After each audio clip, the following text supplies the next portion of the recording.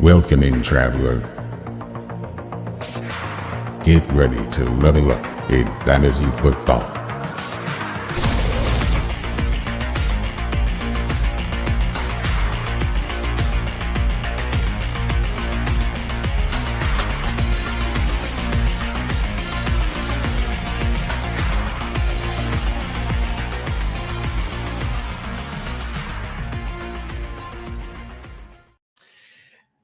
Hello and Happy New Year, everybody. Welcome to the RPG Fantasy Football Podcast. I am your Commissioner Corey, and I am joined by a couple of my special friends, Mike Hashuba and Evan Lowe. How you guys doing this evening? Good, Corey. Good to be here. I've missed Evan dearly. It's been 2 whole weeks since I've seen him, so I just miss that big lovable face. I was going to say, I'm working on growing out the facial hair so I can fit in with you guys. Perfect. You know, it's a couple weeks in progress here, but hopefully we'll get there. It's coming in well, man. I believe in you. Yeah, you'll definitely get there.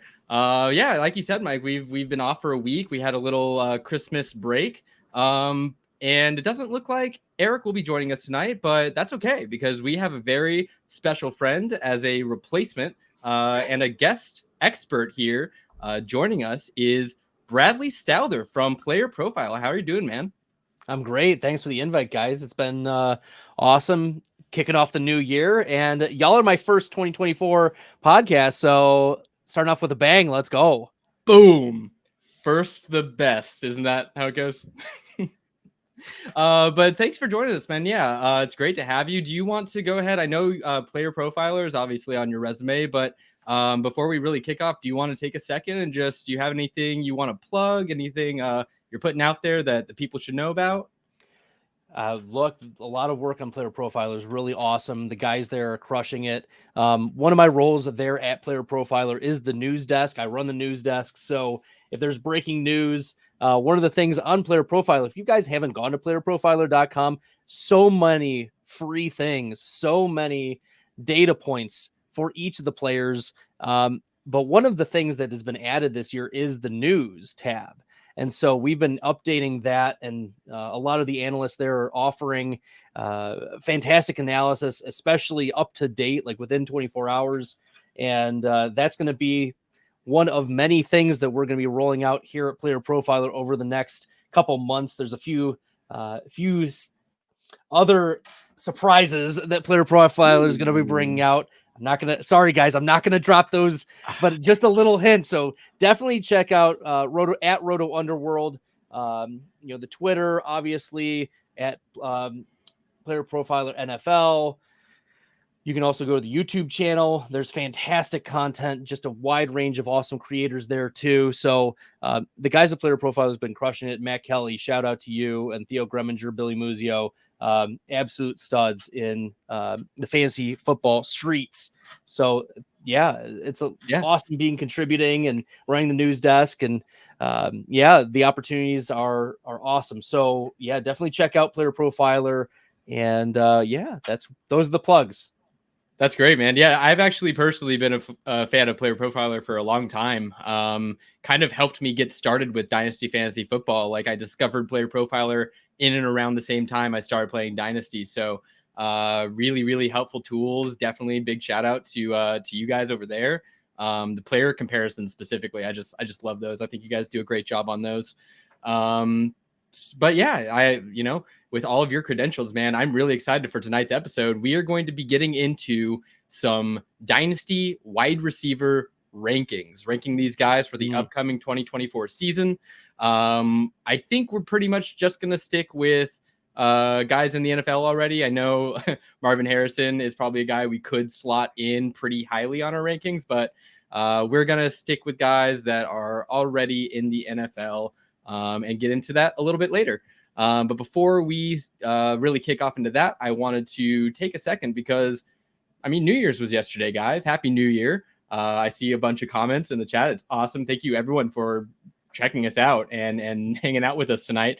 But I want to know from the panel here and the people in the comments, too, if you want to shout it out. New Year's resolutions, guys. Let's do this. Does anyone have any that they want to pop off on? I'll do a little anti-clockwise thing going here, and I'll start with Mike. Mike, do you want to go?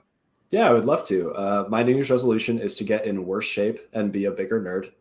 That way, at the end of the year, if I'm in good shape, that's great. I crushed it. And if I'm in bad shape, I kept my New Year's resolution for the first time in years. So win-win. Okay, the getting worse shape thing, it feels a little too easy. But the bigger nerd thing is interesting. How are you going to go about that? What do you have any Yeah. nerd plans? So I've already created a campaign for Dungeons and Dragons for one of my friends to run through.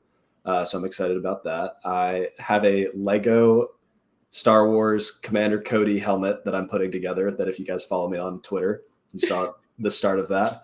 I'm just really embracing all of the things that bring me joy. And a lot of the things that bring me joy are the same things that brought me joy when I was 10. So let's get it. All the power to you, man. That's awesome. That's right up my alley. Okay. What about you, Evan? You got something good up your sleeve for this year?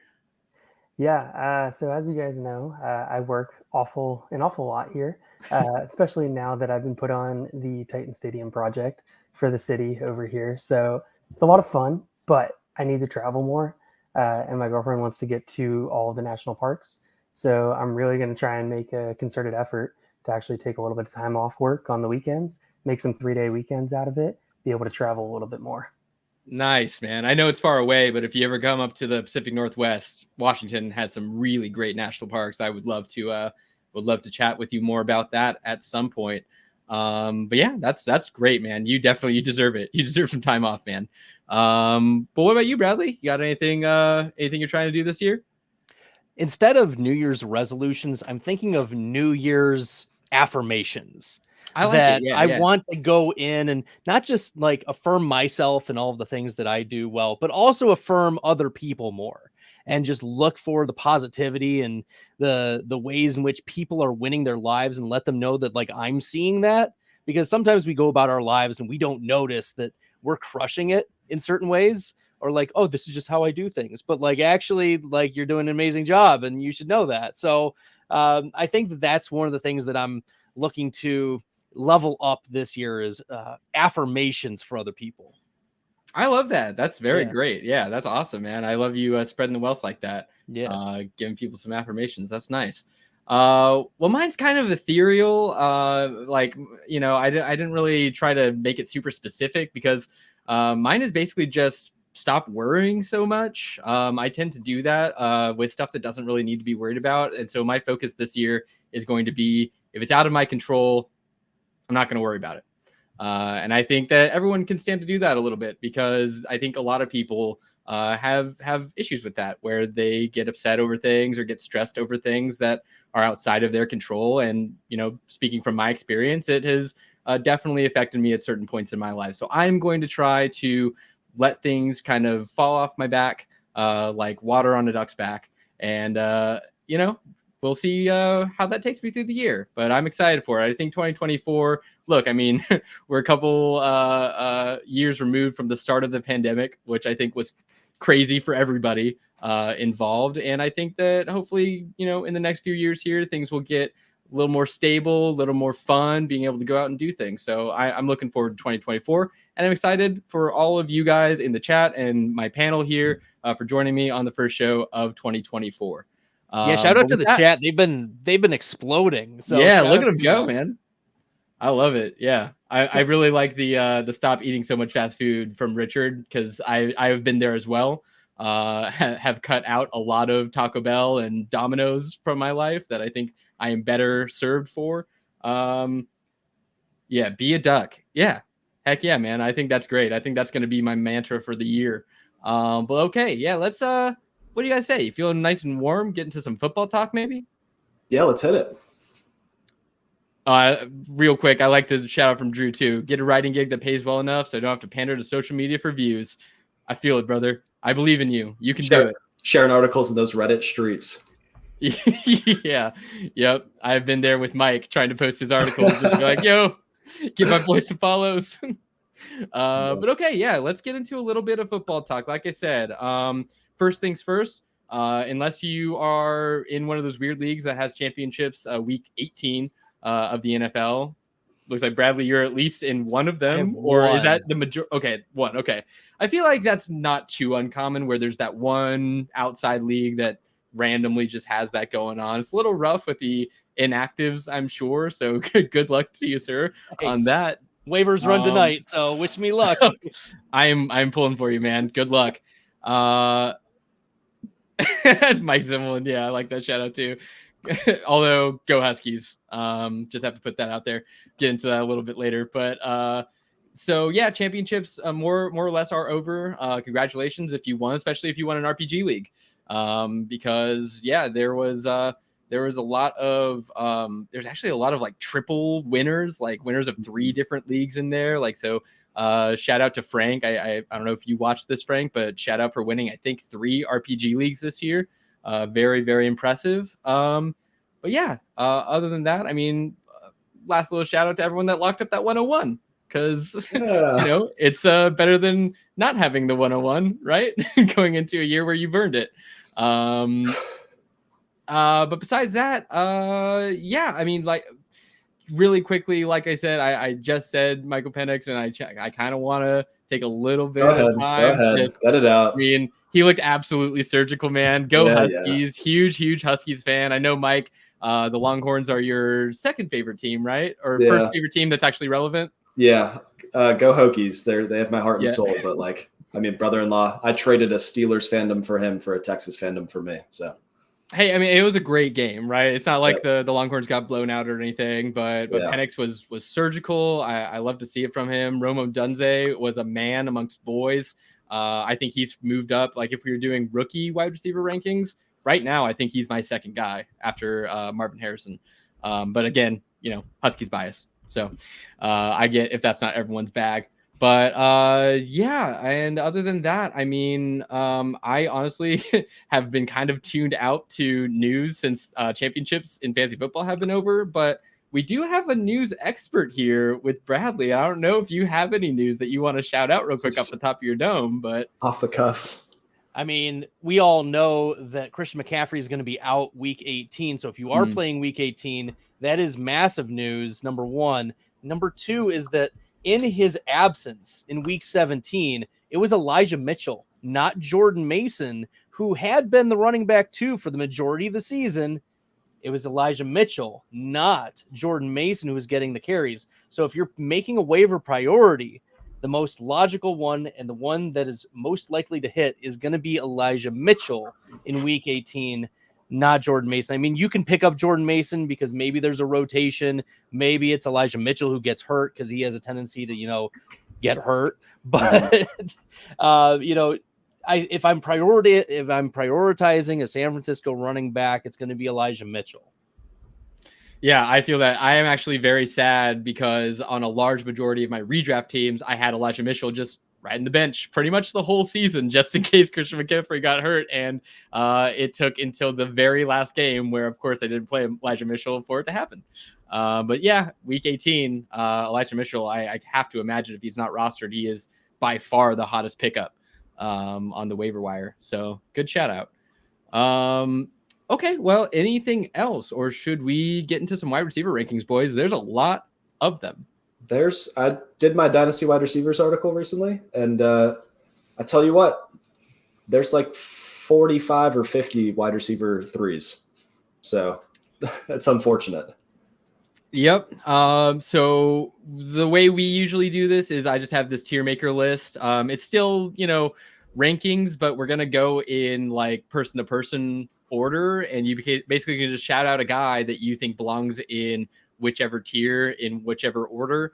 So, you know, I kind of want to give it up to the guest here, Bradley, and not put you on the spot, but who's your number one wide receiver in Dynasty right now, man? It has to be CeeDee Lamb. Let's go. It's CeeDee Lamb this year.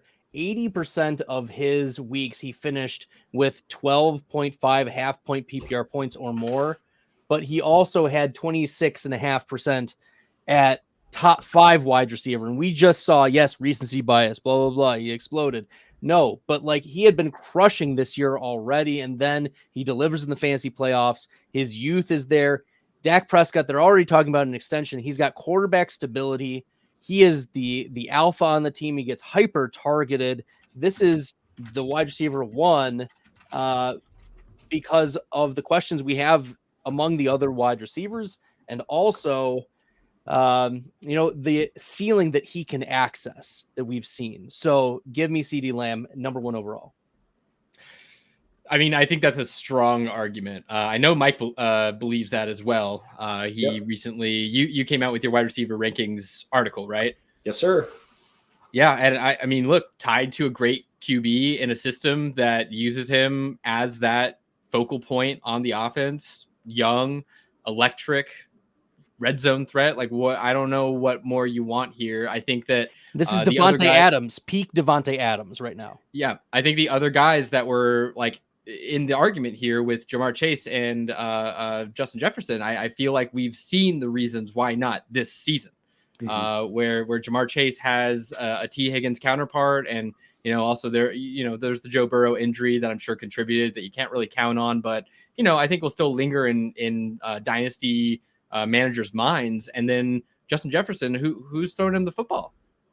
We saw a crazy rotating cast of QBs for him this year, and look, CeeDee Lamb overcomes both of those. He's much more safe in my opinion. So I think I'm right there with you guys. I don't see a reason why he shouldn't be the number 1 wide receiver in Dynasty. So I know the top 3 in this person order agrees. Evan, any differing opinions? As the resident Eagles fan who hates everything Cowboys, it pains me very, very deeply to unfortunately have to agree. Ooh, wow. Consensus. So, Wow. Yeah, it pains me. It's like a stab in the heart. But whatever. We'll move on. We'll keep it going. Okay. Yeah. I mean, I'm actually surprised that we all agree. I know your hate for the Cowboys, Evan. But yeah, I think it's just too clear of a picture. And I think this is where it gets a little more muddy, because I think the Dynasty wide receiver 2 is like a little more tough to pin down. I think it could be 3 guys kind of interchangeably, but we'll just keep going down and then back up. So Evan, if you want to nominate the second guy, go for it, man. Well, considering the second and the third guys, and I'm just going to take this right here because they're both interchangeable. Chase and Jefferson. Yeah. Yep. One, you have the QB question mark with, is Kirk Cousins going to be back? He's been hyper targeted every single time. TJ Hawkinson's probably going to miss the first half of the season next year. So it's going to mean more targets for him. It's probably going to mean more targets for Addison and whoever the quarterback is there. Chase is going to be getting Joe Burrow back, which is his college teammate. We know the connection that they've had. If T. Higgins leaves, vacated targets, do more go to Chase? I don't know. I really don't know that answer. I mean, I think it's going to allow teams to key in on Chase more if T ends up leaving. But, who knows what's going to happen in the offseason. We're not here to speculate too much. But I think it's a pretty clear top 3 at this point. That is tough between the two. If you had to choose one or the other two, I agree with you. It's pretty flip-floppy. Both have kind of their pros and cons. Is there anyone that feels super strongly about one of them being the 2 and one of them being the 3, or is it pretty much, seems like we all agreed? Yep. I think it's Jefferson clearly at 2 and then Chase at 3. We've seen the floor for Chase just be so much scarier, even without the injuries. Yeah. And, the reality is too, we love the spike weeks from Chase and we've seen the high variance, but he's not had a consistently mid consistent producing, level of production over the last couple of years, even with a healthy Joe Burrow. So I think that it is Lamb and then Jefferson and then Chase. I think more firmly for me. That's a good point too. I mean, Jamar Chase, looking back, he does explode. He does have a little bit scary of a consistency track record. Meanwhile, Justin Jefferson, there's very rarely a week where he's not going to put up 10, 12 points for you. So I can dig that. Cool. Well, we got the top 3 out of the way. And Mike, I'm pretty sure I know your 4, but surprise me maybe. Yeah. I think there's only one more person that fits in this tier, and I think it's the person that is second in the league in receptions right now. It's Amon-Ra St. Brown.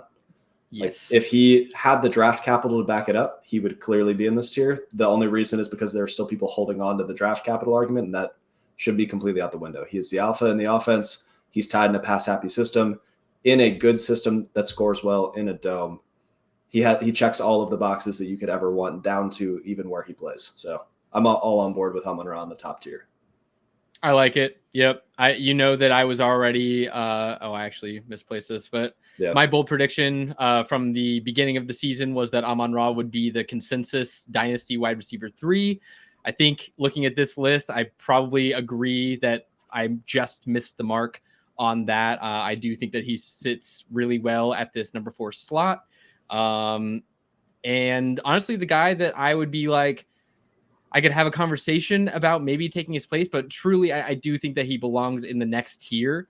But right up there with like a borderline kind of selection, I think it's AJ Brown.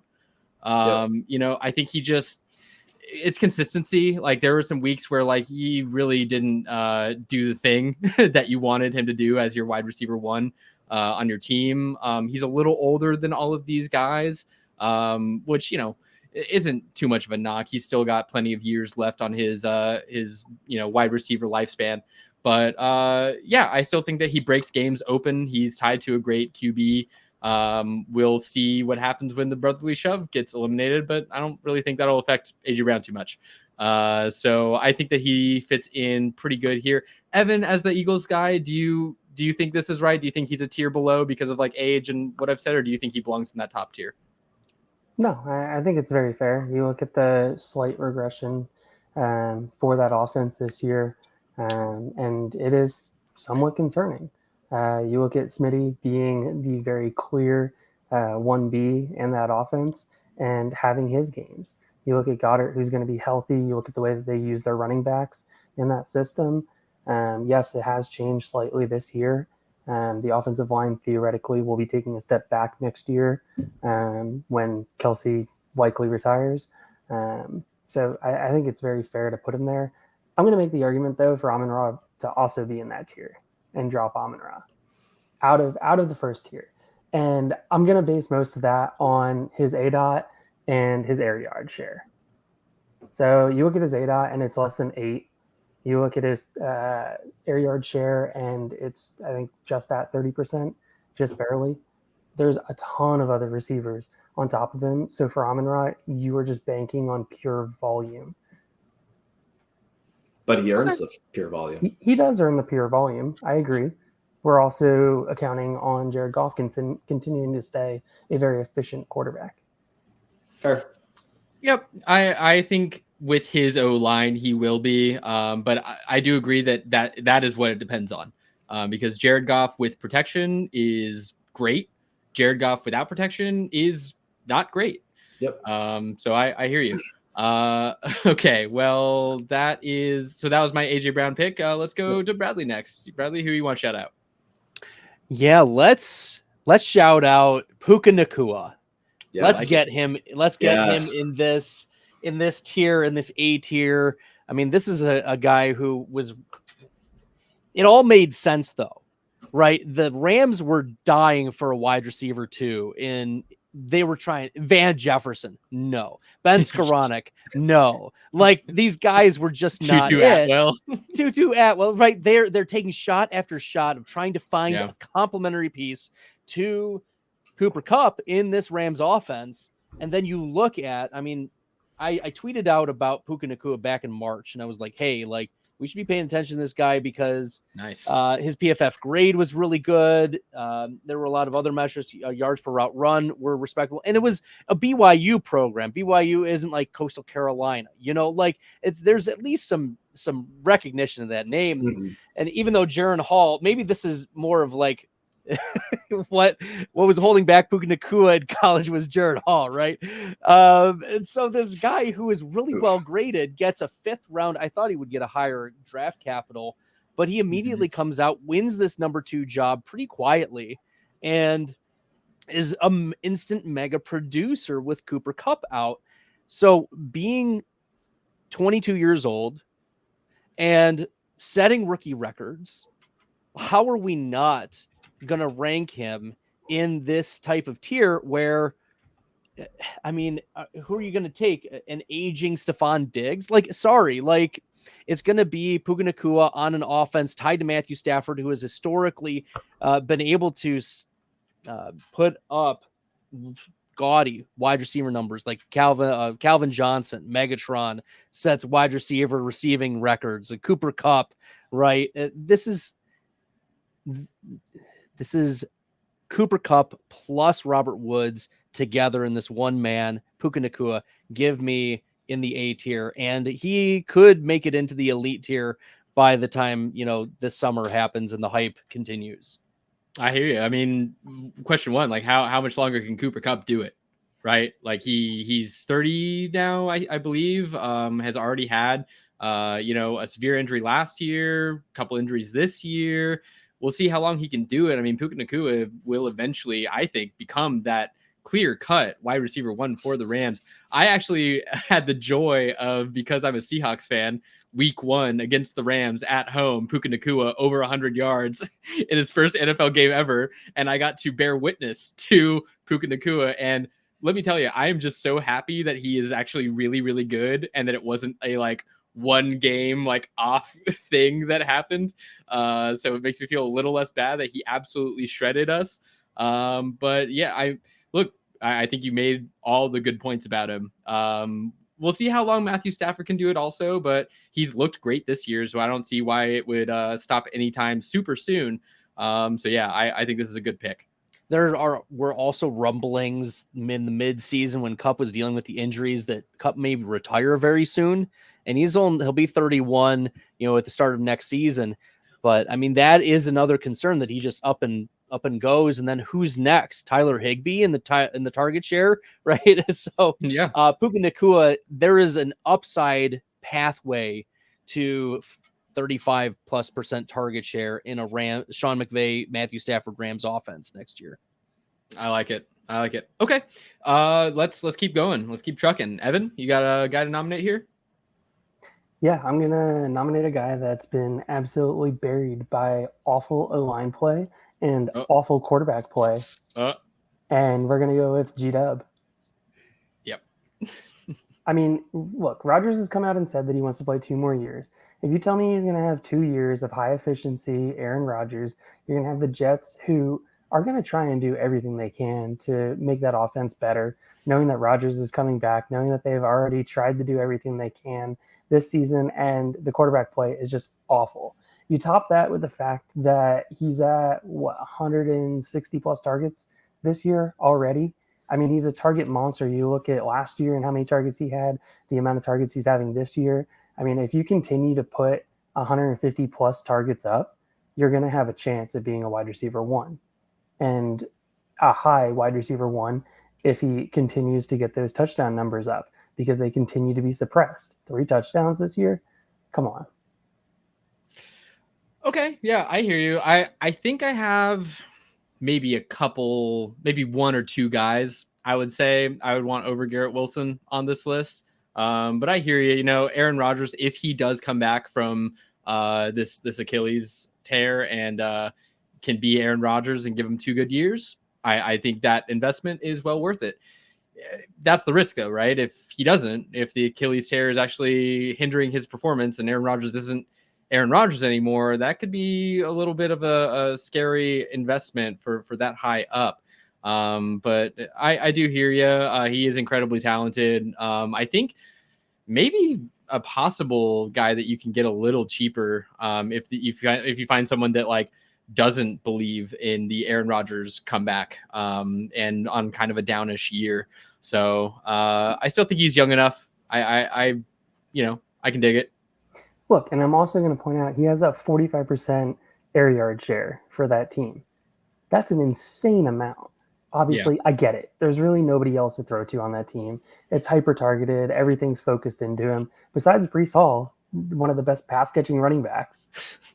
Could you imagine if the Jets had just kept Joe Flacco? Come on, man. Cool Joe. Dude, he's perfect for Cleveland. You got to leave those Brownies alone. Making the playoffs for the 3rd time, right? Could have been G-Dubs with a 250-yard game instead of Amari Cooper.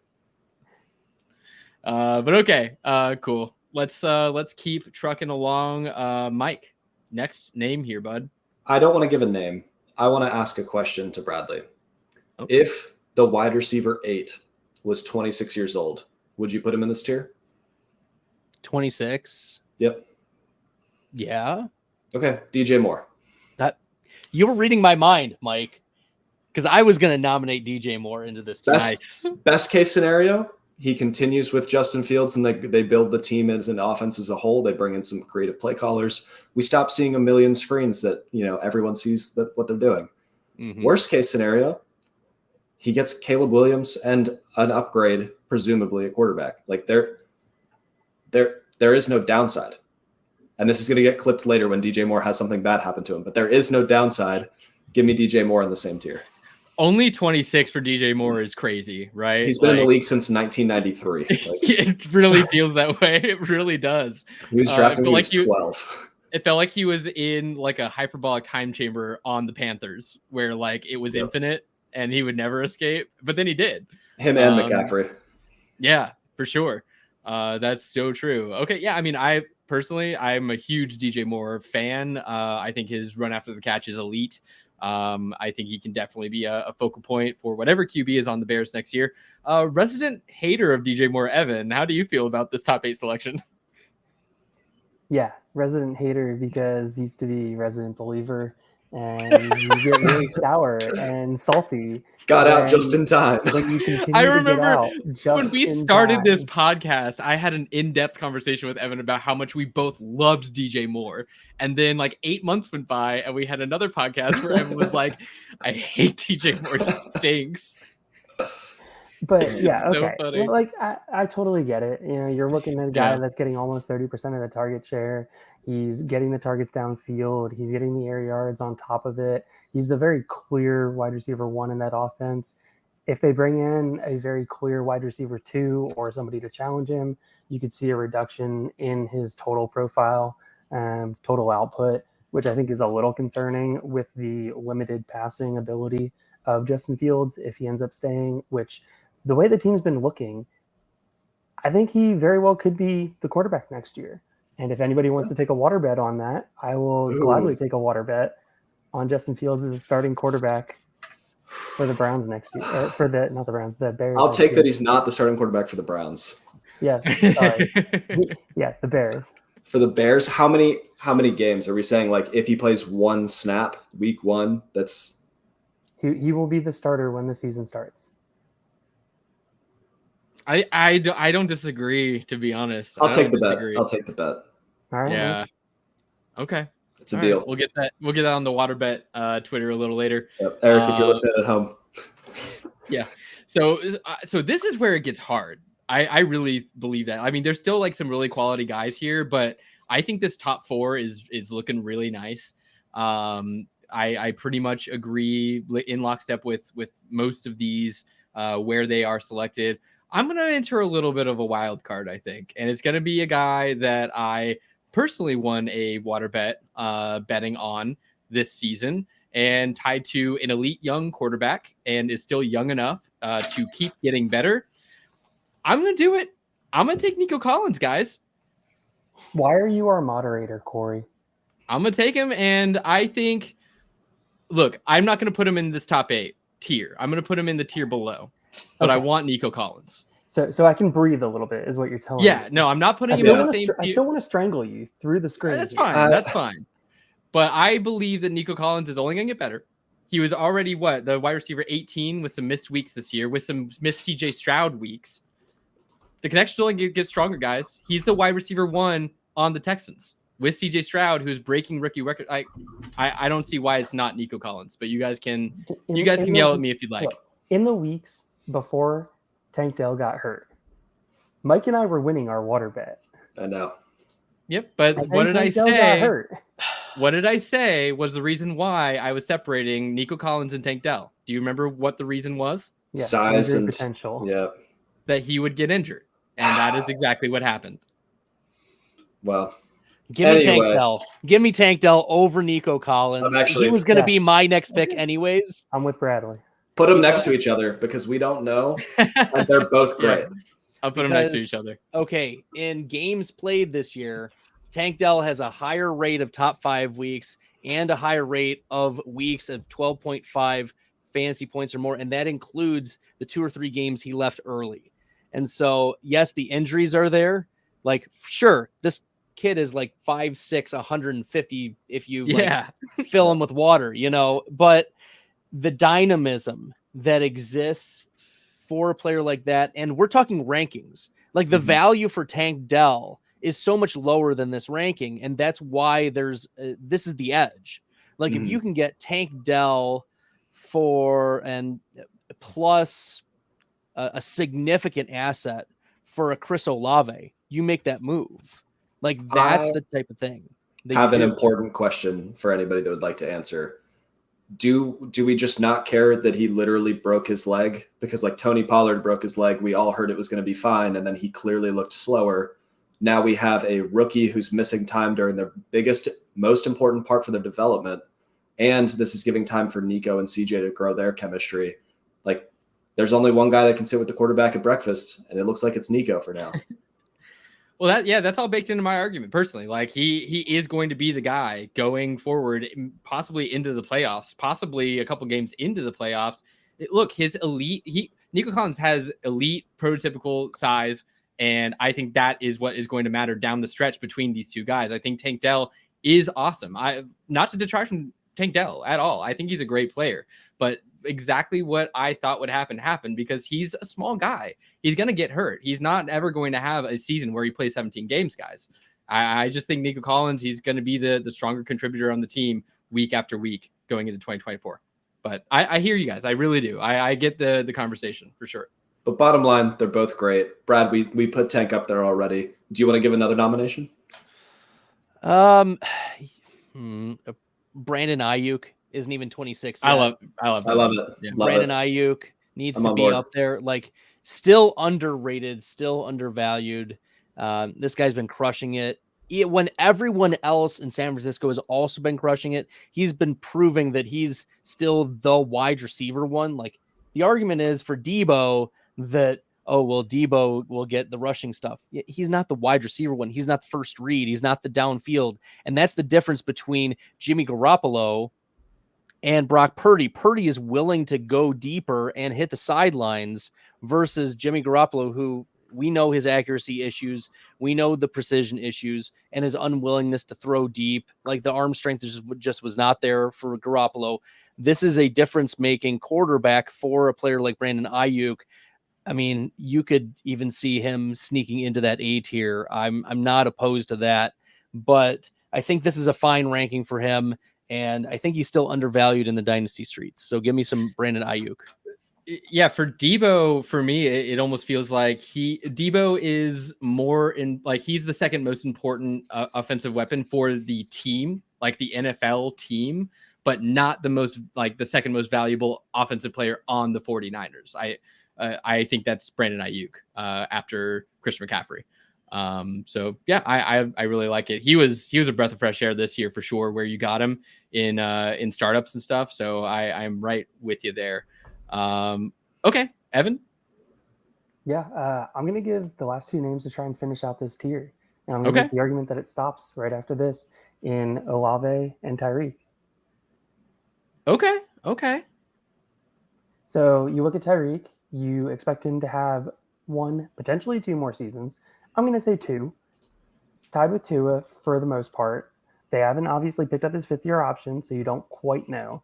But you're fully expecting Tua to be the quarterback. Jalen Waddle is 100% the wide receiver too. You look at the target share that Tyreek's been getting in every single week that he's been playing. He's the Paul Pierce of the NFL right now. He's hobbling off the field after every play, and he's just hobbling back on and continuing to make plays. And then you look at Chris Olave and the intended air yards that he has. It's very clear they're trying to push the ball downfield to him. They're trying to get him the ball on top of everything. I think Chris Olave is fifth in intended air yards this year. Okay. Yeah. I think the only pushback I have is I think there's one more guy in this tier that, yeah, I don't know if anyone will agree with me, but other than that, yeah, I mean, Chris Olave is great. As long as Tyreek Hill is playing football, he is a top 12 finisher, easy, probably a top 6 finisher with some comfortability. So yeah, I don't mind those two guys in that B tier. Looking at the B tier, I might shuffle it a bit. I honestly think I have Brandon. I probably misspoke, and I think I have Brandon Ayuk at the top of my B tier personally. But I think that as it is pretty good. So let's keep trucking. Mike, you got a guy? I have one more for this tier. Actually, two more, but I'm willing to. Yeah, I think I one. solidly have one, possibly two. But let's go ahead and give what you got. I think I know who you're gonna say, so I'm gonna go with the other one. If we like Chris Olave because we think his situation is going to get better, don't we also like Jalen Waddle, who we think their situation is going to get better? And like Jalen Waddle is certified good at football and plays in a system that works to his strengths. Like, if we are going to put Olave where he is, I think Waddle needs to be next to him. But that's okay. You can also put him down a tier. I'm not going to die on this hill, but that's just my food for thought. I think I have him down a tier. He's not one of the guys that I would have had up here personally. I honestly, and this is maybe a thing that you guys just need to enlighten me about, because personally speaking, I don't have any Waddle. I have 30 dynasty leagues. I don't have a single share of Waddle.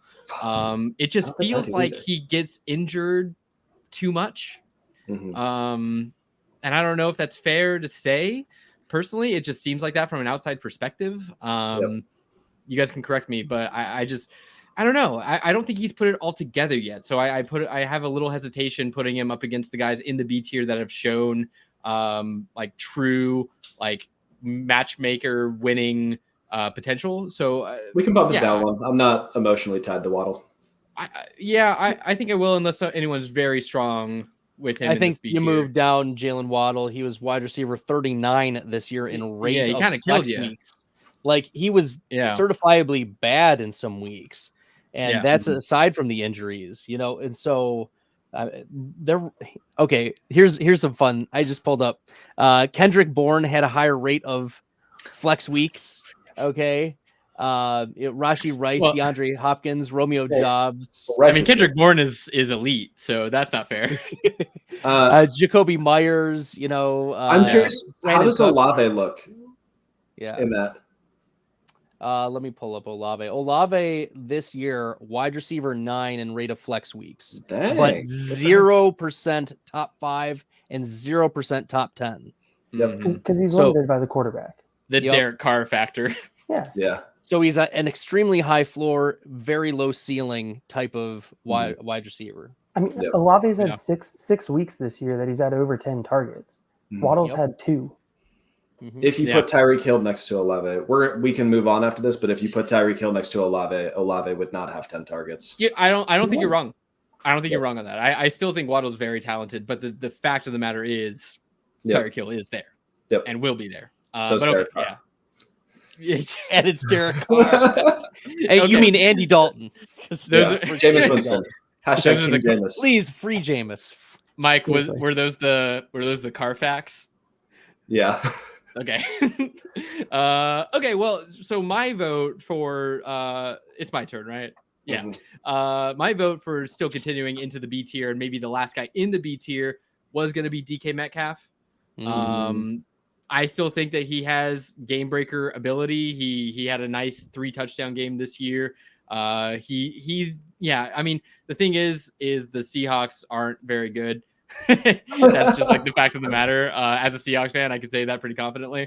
But DK Metcalf is the guy that they go to in the last 5 minutes of the game when they need to try to win finally, after not trying to win seemingly the entire game.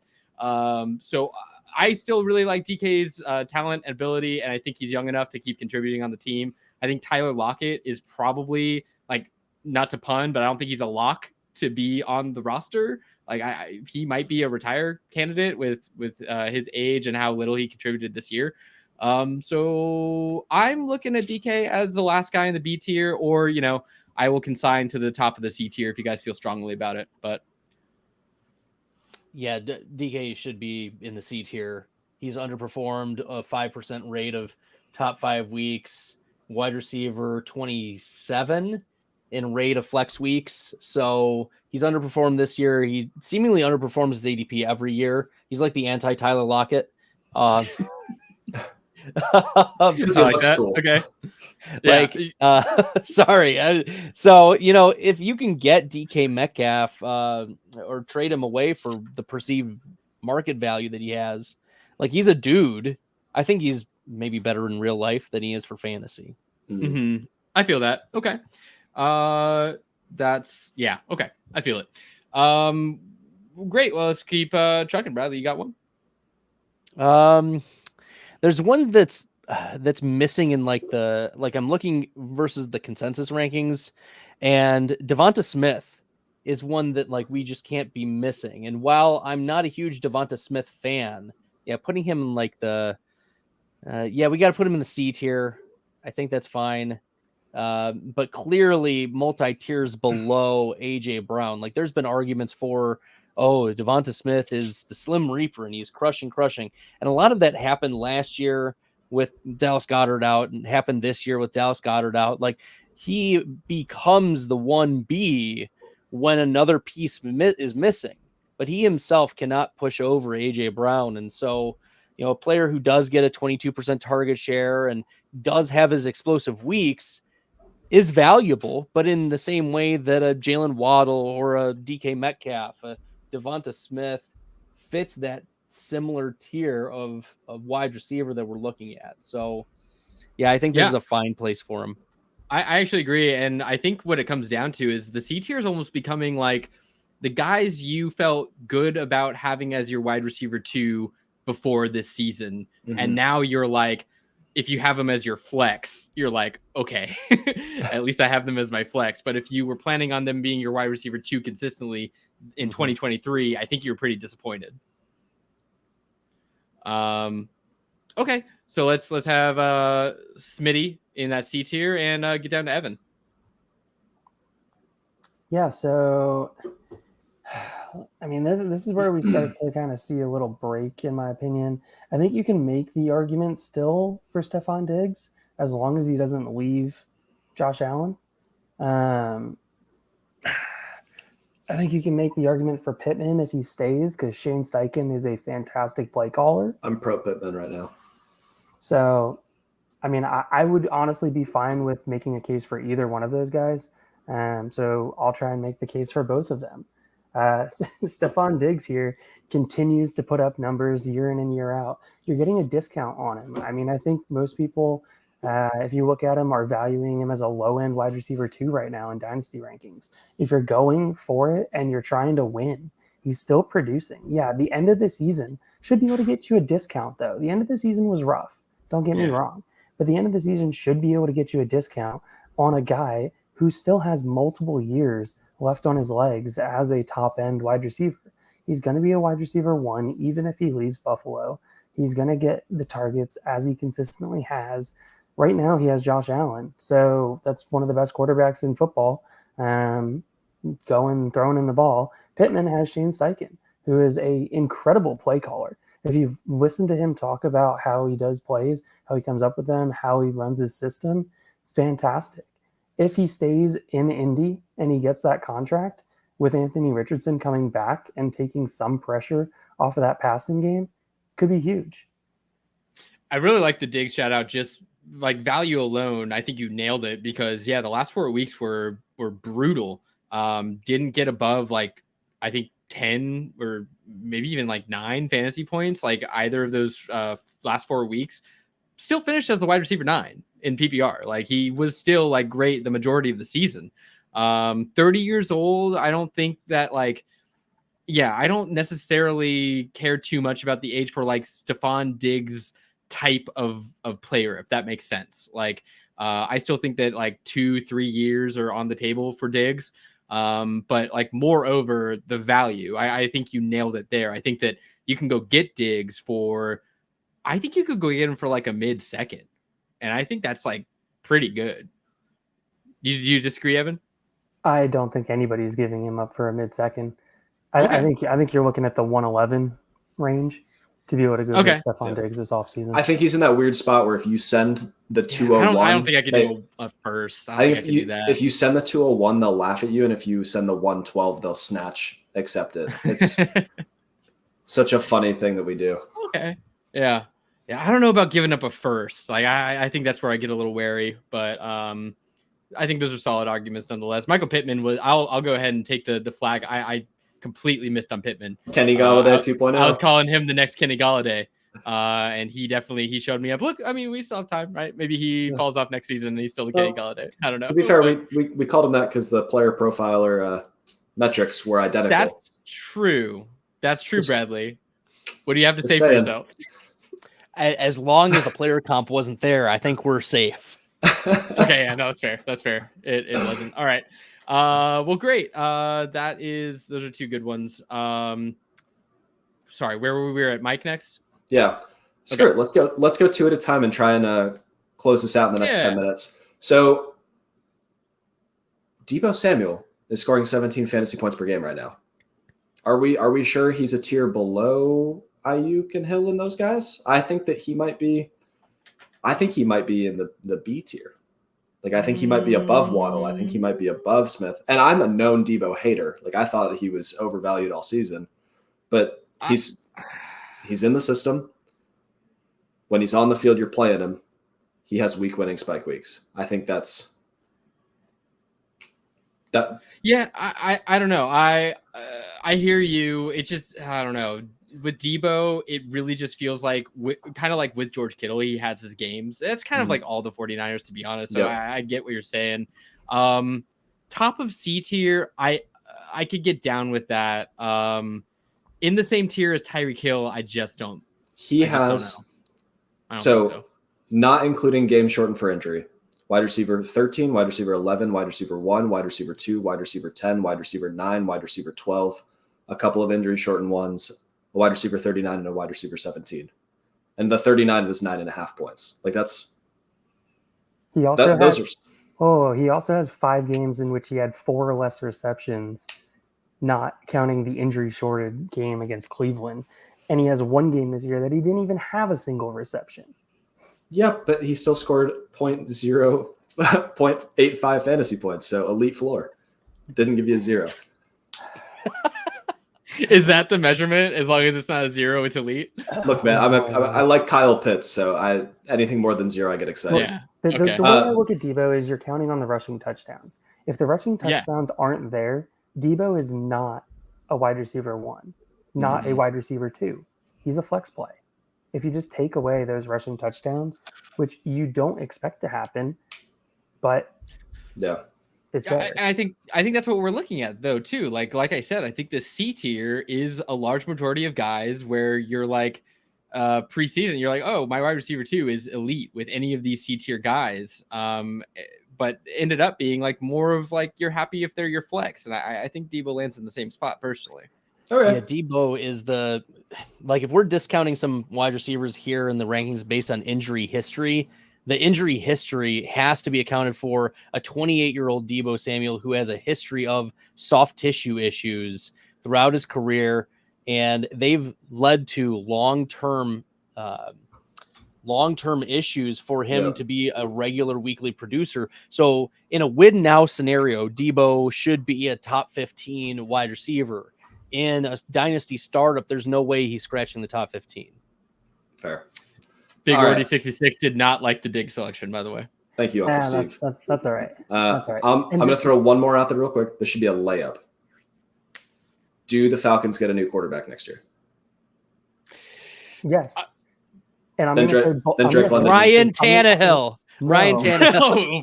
Oh, Russell man. Wilson. Then Drake London's in C. Arthur Smith. Wilson. Ryan Tannehill. Is If it's Russell Wilson better than Taylor Heineke? If it's Justin Fields, he's supported Cortland Sutton. And do we think Drake London's better than Cortland Sutton? Yes, he is better. Yeah, he is better. Yeah. Russ loves tight ends, and he loves the play action game. Look, I've said this before I'm telling on you, the show. Is the perfect fit. I've said Drake this London. before on the show. I just think that if you are counting on the Atlanta Falcons to fix their quarterback situation, I don't know what Kool-Aid you're drinking, but I want some because it probably tastes really good. They haven't done it. They haven't. Since Matt Ryan left, they have not taken any steps to actually remedying their terrible, terrible QB play. But this is where you find the edge. You buy the guys before that happens. I'm buying Drake London all summer. In any other situation that's not in Atlanta, I would agree with you. Cool. All right, well, then you can throw him in the D tier, but I think he's in C-ish. Look, Drake London pure talent wise, sure. Into the C tier. Let's I'll go. concede it. I'll All concede right. it. That's fine. We got 5 minutes. Let's fly. Okay, so my pick now. Yes, sir. Well, this will be one that I'm sure Mike will enjoy. Oh, Why do we not have George Pickens here? Let's go. He should be It's very with simple Olave. why we don't have George Pickens there. Tell me why. Tell me why. Oh my gosh. What are we talking about? There's no quarterback that can throw a football in Pittsburgh. Neither on Atlanta, my or man. New Orleans. Well, He's What are scoring we the same doing? amount of What are points we as Chris talking Olave. about? It's the same age. I am not making the case that Drake London should be in the C tier. I would argue Drake London should be in the D tier, if even on a tier.